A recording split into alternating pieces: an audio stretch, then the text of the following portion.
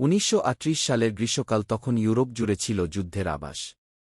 তখন পুরো বিশ্ব প্রথম বিশ্বযুদ্ধের রেশ কাটিয়ে উঠতে পারেনি। জাতিগুলো সবকিছু পুনর্গঠনের চেষ্টা করছিল। এরই মধ্যে নতুন যুদ্ধের শঙ্কা দেখা দিয়েছিল। প্রথম বিশ্বযুদ্ধের পর জার্মানিকে চরম অপমান করা হয় এবং 1919 ভার্সাই চুক্তির মাধ্যমে জার্মানির অর্থনীতির মেরুদণ্ড ভেঙে দেওয়া হয়। আর তখনই জার্মানিতে আবির্ভাব হয় অ্যাডলফ হিটলারের। হিটলার ছিল চরম জাতীয়তাবাদী এবং জার্মানির পুনরবের গৌরব ফেরাতে অনড়। হিটলার 1933 বাধা ছাড়াই সংযুক্ত করে। এরপর হিটলারের চোখ যায় স্লোভাকিয়ার দিকে। তখন যুদ্ধের হুমকি এড়াতে ব্রিটিশ প্রধানমন্ত্রী চেম্বারলাইন এর নেতৃত্বে সবাই হিটলারকে সহায়তা করে, তার প্রতিশ্রুতি ভঙ্গ করে এবং চেকোস্লোভাকিয়ার বাকি অংশ আক্রমণ করে, যা যুদ্ধের ইঙ্গিত দেয়। হিটলার সোভিয়েত ইউনিয়নের সাথে মোলোটোভ-রিবেন্ট্রপ চুক্তি করে বিশ্বকে হতবাক করে দেন। চুক্তিটি ছিল একটি আগ্রাসন চুক্তি, যার অর্থ জার্মানিকে দুটি ফ্রন্টে যুদ্ধ করতে হবে না, পশ্চিমে ফ্রান্স এবং ব্রিটেনের বিরুদ্ধে এবং পূর্বে সোভিয়েত ইউনিয়নের বিরুদ্ধে। এর ফলে পোল্যান্ড দুর্বল হয়ে পড়ে এবং হিটলারের পরবর্তী লক্ষ্য স্পষ্ট ছিল। 1 সেপ্টেম্বর 1939 সালে জার্মানি পোল্যান্ড আক্রমণ করে। এই নৃশংস আক্রমণ পূর্ব সীমান্তে সোভিয়েত ইউনিয়নের দ্রুত আক্রমণের সাথে মিলিত হয় পোল্যান্ডের পতন নিশ্চিত করে। এটি ছিল চূড়ান্ত খড়কুটো। ব্রিটেন এবং ফ্রান্স, যারা উভয়ই পোল্যান্ডের সার্বভৌমত্বের নিশ্চয়তা দিয়েছিল, 1939 সালের 3 সেপ্টেম্বর জার্মানির বিরুদ্ধে যুদ্ধ ঘোষণা করে। দ্বিতীয় বিশ্বযুদ্ধ শুরু হয়েছিল। প্রথমে যুদ্ধটি তুলনামূলকভাবে শান্ত ছিল, যা প্রায়শই ক্ষিপণী যুদ্ধকে নামে পরিচিত। ব্রিটেন এবং ফ্রান্স যখন একত্রিত হয়েছিল, তখন নাৎসিরা তাদের সামরিক গঠন অব্যাহত রাখে এবং অন্যান্য দেশগুলির সংঘাতে জড়িয়ে পড়ে। 1940 সালের এপ্রিলে জার্মানি ডেনমার্ক এবং নরওয়ে আক্রমণ করে, গুরুত্বপূর্ণ সম্পদ এবং সামরিক অবস্থানগুলি সুরক্ষিত করে। 1940 সালের মে মাসের মধ্যে জার্মানরা ফ্রান্সের উপর তাদের দীর্ঘপ্রত্যাশিত আক্রমণ শুরু করে। জার্মান আক্রমণের গতি এবং হিংস্রতা বিশ্বকে হতবাক করে দেয়। ব্লিটজক্রিগ বজ্রপাতের যুদ্ধ নামক একটি নতুন সামরিক কৌশল ব্যবহার করে। জার্মানি ফরাসি প্রতিরক্ষাকে পরাজিত করে, ভারী সুরক্ষিত ম্যাগিনট লাইনকে এড়িয়ে দ্রুত বেলজিয়াম এবং নেদারল্যান্ডসের মধ্য দিয়ে অগ্রসর হয়। কয়েক সপ্তাহের মধ্যে জার্মানি প্যারিস দখল করে এবং ফরাসি সরকারকে আত্মসমর্পণ করতে বাধ্য করে। নাৎসিরা ফ্রান্সের দক্ষিণে একটি পুতুল শাসন প্রতিষ্ঠা করে। যখন উত্তর এবং পশ্চিম উপকূল জার্মানের দখলে আসে, ফ্রান্স ভেঙে পড়লেও ব্রিটেন একা দাঁড়িয়ে থাকে। 1940 সালের মে মাসে প্রধানমন্ত্রী হওয়া উইনস্টন চার্চিল কখনও আত্মসমর্পণ না করার প্রতিজ্ঞা করেছিলেন।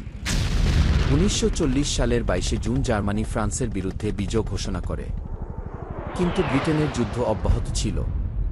কয়েক মাস ধরে ব্রিটেনের আকাশ জার্মান বোমারু বিমান এবং যুদ্ধবিমানের গর্জনে ভরে ওঠে। রয়্যাল এয়ারফোর্স ওয়াফ সাহসিকতার সাথে যুদ্ধ করে। লুফটওয়াফের আক্রমণ প্রতিহত করার জন্য রাডার এবং তাদের উন্নত বিমান ব্যবহার করে। ব্রিটেনের যুদ্ধ ছিল যুদ্ধের একটি গুরুত্বপূর্ণ মুহূর্ত। নাৎসিদের অজেচতা প্রদর্শনকারী মিত্রশক্তির জন্য একটি বিজয় নিশ্চিত ছিল না। ব্রিটেনের যুদ্ধে পরাজয় সত্ত্বেও হিটলার এখনও তার চূড়ান্ত লক্ষ্য অর্জন করতে পারেননি, গ্রেট ব্রিটেনের পরাজয়। পরিবর্তে তিনি পূর্ব ইউরোপের দিকে তার মনোযোগ স্থানান্তরিত করেন। 1941 সালের জুন মাসে হিটলার অপারেশন বারবারোসা শুরু করেন, যা সোভিয়েত ইউনিয়নের উপর একটি বিশাল আক্রমণ। জার্মানরা দ্রুত অগ্রসর হয়, কিয়েভ, স্মোলেন্স্কের মতো শহরগুলি দখল করে এবং লেনিনগ্রাদ অবরোধ করে। কিন্তু রাশিয়ার নৃশংস শীত এবং তীব্র সোভিয়েত প্রতিরোধ জার্মানদের অগ্রযাত্রাকে ধীর করে দেয়। পূর্ব ফ্রন্টে দীর্ঘ, ভয়াবহ সংঘাতের সূচনা। ইউরোপে যুদ্ধ চলতে থাকলে মার্কিন যুক্তরাষ্ট্র নিরপেক্ষ ছিল। তবে আমেরিকানদের জন্য যুদ্ধ অনেক দূর এগিয়ে যায়। মার্কিন যুক্তরাষ্ট্র ল্যান্ড-লিজ আইনের মাধ্যমে ব্রিটেন এবং সোভিয়েত ইউনিয়নকে সমর্থন করতে শুরু করে, যা প্রয়োজনীয় সরবরাহ এবং সামরিক সহায়তা প্রদান করে। মার্কিন যুক্তরাষ্ট্র এবং জাপানের মধ্যে উত্তেজনাও ক্রমশ বৃদ্ধি পাচ্ছিল। 1937 সালে চীন আক্রমণ করে এবং তার সাম্রাজ্য সম্প্রসারণের চেষ্টা করে। 1941 সালের 7 ডিসেম্বর পার্ল হারবারে আকস্মিক আক্রমণ শুরু করার সময় মার্কিন যুক্তরাষ্ট্রের সাথে সরাসরি সংঘর্ষে জড়িয়ে পড়ে। এই আক্রমণের ফলে পরের দিনই মার্কিন যুক্তরাষ্ট্র জাপানের বিরুদ্ধে যুদ্ধ ঘোষণা করে, যার ফলে মার্কিন যুক্তরাষ্ট্র সম্পূর্ণরূপে বিশ্বব্যাপী সংঘাতে জড়িয়ে পড়ে। যুদ্ধ চলতে থাকলে জোয়ার মিত্রশক্তির পক্ষে ঘুরতে শুরু করে। ১৯৪২ সালে মার্কিন যুক্তরাষ্ট্র প্রশান্ত মহাসাগরে গুরুত্বপূর্ণ বিজয় অর্জন করে, বিশেষ করে মিডওয়ের যুদ্ধ, যা জাপানের নৌশক্তিকে পঙ্গু করে দেয়। উত্তর আফ্রিকায় জেনারেল বার্নার্ড মন্টগোমেরির নেতৃত্বে ব্রিটিশরা এবং জেনারেল ডোয়াইট ডি আইজেনহাওয়ারের নেতৃত্বে আমেরিকানরা এরউইন রোমেলের নেতৃত্বে জার্মান বাহিনীকে, যারা মরুভূমির শিয়াল নামে পরিচিত, পিছনে ঠেলে দেয়। ১৯৪৩ সালে স্টালিনগ্রাদের যুদ্ধের মাধ্যমে ইউরোপীয় ফ্রন্টে এক গুরুত্বপূর্ণ মোড় আসে।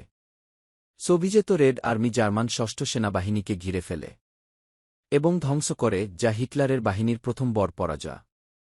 সেই সময় থেকে জার্মানরা পিছু হটতে থাকে। ১৯৪৪ সালের জুনে মিত্রশক্তি নরম্যান্ডির আক্রমণ অপারেশন ওভারলর্ড শুরু করে। ১৯৪৪ সালের ৬ জুন ডিডেতে হাজার হাজার আমেরিকান, ব্রিটিশ এবং কানাডিয়ান সৈন্য নরম্যান্ডির সমুদ্র সেকতে আক্রমণ করে ফ্রান্সের মুক্তি শুরু করে।